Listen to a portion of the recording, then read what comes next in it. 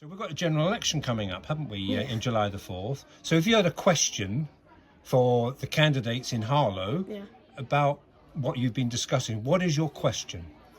What will you do about plastic pollution and climate change? Pemberley Academy, the whole day on green issues, every student, all the parents in, and a young man called Ryan from Year 6, it's a news item we have, and his question was really on, and short about the environment, the green. Clearly the Year 6s of all schools seem to be really concerned, about the future of our planet. What are your concerns? And it's a bit of a general question, but I'll make it up as I go along. What are your concerns about the future of our planet, and do you share them with Year 6 pupils all over the town? Mark.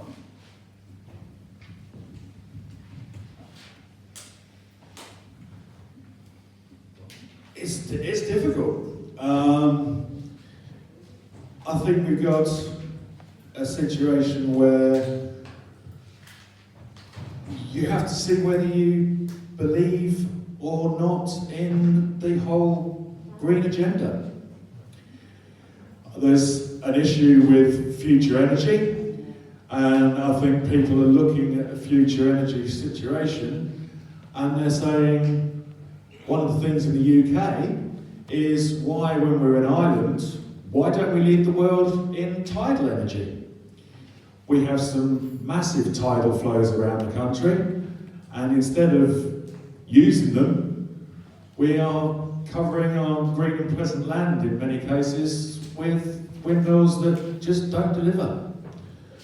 But the point is, if you are going to seriously tackle the environment issues, you need to take on the biggest polluters. And frankly, we're not fighting them. Keep it out for 45 seconds, I know it's hard. Yasmin, Green Party.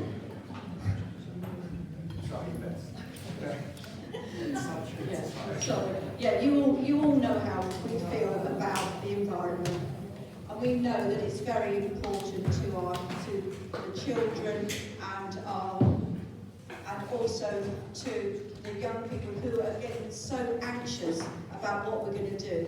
So I've apologised for the way we've left it, but we would stop fossil fuels. We do not to be digging for fossil fuels. We would not be issuing licences to enable fracking. It is all wrong. We've got enough natural resources, and as for the pollution of the rivers, we have to stop that. We have to hit this. It's the big businesses which are polluting the rivers. And another thing that we must do, we must leave our trees, because they help our pollution. They help cleanse the air, and the Year 6 student would have known that. Thank you.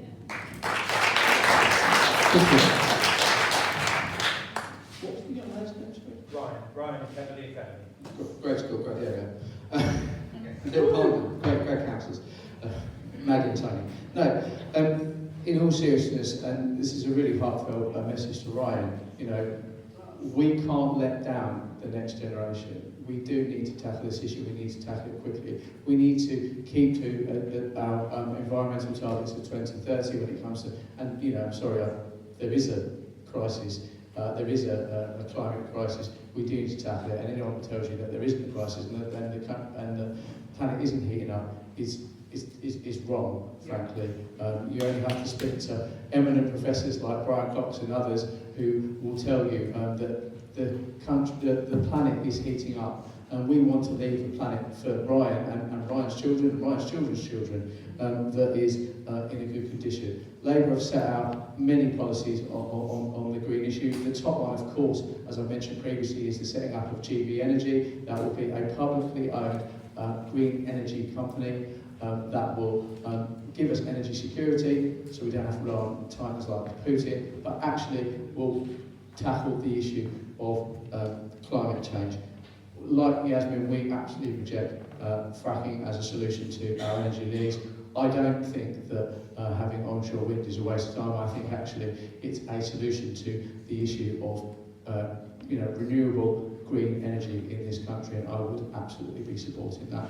We do need to get this right, and I think for all of us, whatever political party we're in, to hear that from Ryan and the concern, and I used to be a teacher, this is a concern that young people have because it's their future ultimately, and we do need to get this one right.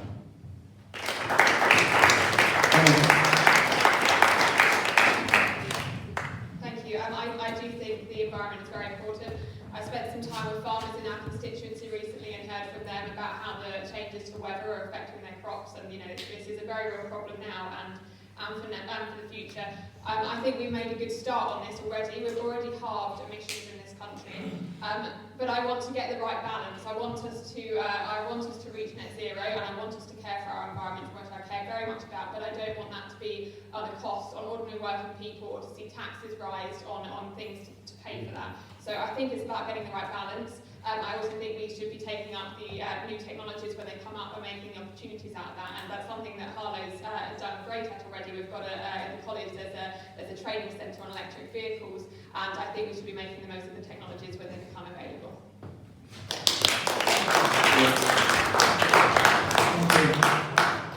I've got a 9-year-old girl, and I don't want her growing up when she's an adult to where the climate crisis is actually getting worse. So we've all got vested interest in this. So we do believe in climate emergency. We think that we target net zero by 2045. How are we going to do that? We want to make our homes warmer and insulate them. We want to use renewable energy and expand the incentives for households to use solar energy and solar panels and have a fair price so they can put that money back into the national grid.